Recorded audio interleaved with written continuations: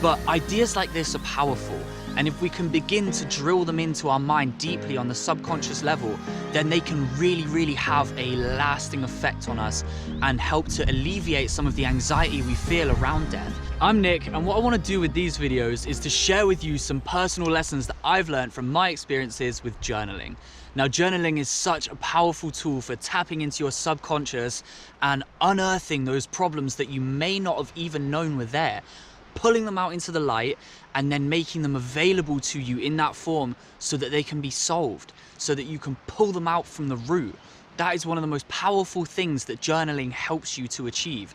It also just raises your self-awareness. You get to know a lot about yourself when you start journaling regularly.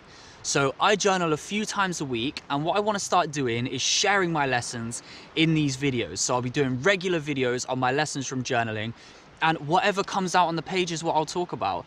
So what that is today is death anxiety. Now I want to make this very clear from the start. My personal belief on death is that that's it. It's lights out, permanent end of consciousness. It's just nothing. So I don't believe in any sort of afterlife or anything like that. So if you're religious, then this video probably won't be for you. Now this is a big topic, but I want to keep this video fairly short. And what I want to do is share with you two very powerful, heavily impactful lessons that I learned from this experience with journaling, combined with reading an incredible book called Staring at the Sun. If you struggle with death anxiety, you have to check this book out. It is amazing. It's chock full of wisdom, mindset shifts. It's incredible, really powerful. So go and check that out. Now, before we get into this, please don't forget, hit subscribe, hit the notification bell. That really helps me out. New videos every Friday and every Sunday. So let's get straight into it. The first lesson that I learned from this session of journaling can be summed up in this one sentence: where death is, you are not. Where death is, you are not. So what that means is, we think about death as this horrible, terrifying thing that we're going to go through, that we're going to experience, you know, almost like we're going to wake up on the other side. Now, there may be some truth to this in the actual experience of dying itself, but death, being dead, that isn't a state of consciousness. That isn't an experience. It's nothing. From a first person perspective of a conscious being, death is just nothing. So where death is, you are not. And the reason that helps so much is because we think about death as this thing we're going to have to deal with, you know, as this terrifying, horrifying thing that we're going to have to experience, and how are we going to cope with it? But you don't have to cope with it, because when death has arrived, you will no longer be there.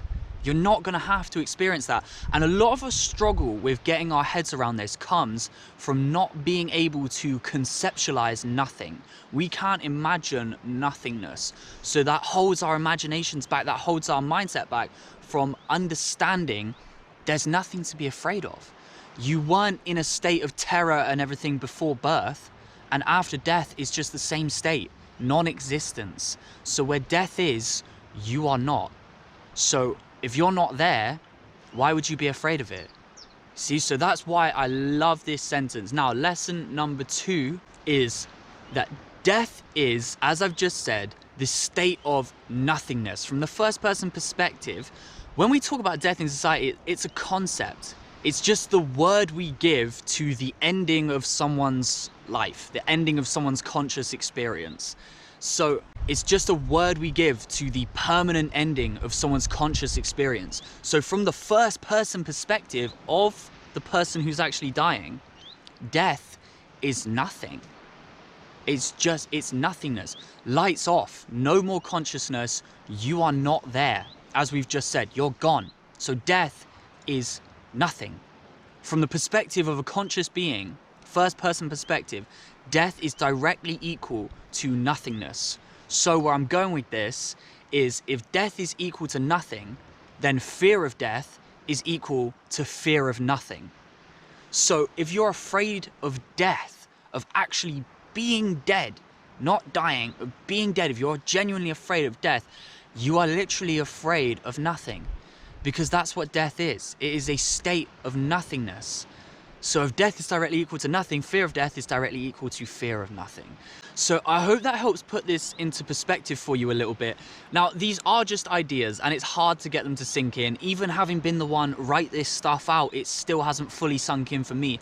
But ideas like this are powerful. And if we can begin to drill them into our mind deeply on the subconscious level, then they can really, really have a lasting effect on us and help to alleviate some of the anxiety we feel around death. A lot of us experience this. It's totally normal. You're far from alone. And I hope these ideas have helped you out. So again, please don't forget to subscribe, like the video if you like the video, and hit the notification bell. Stay tuned for the next one.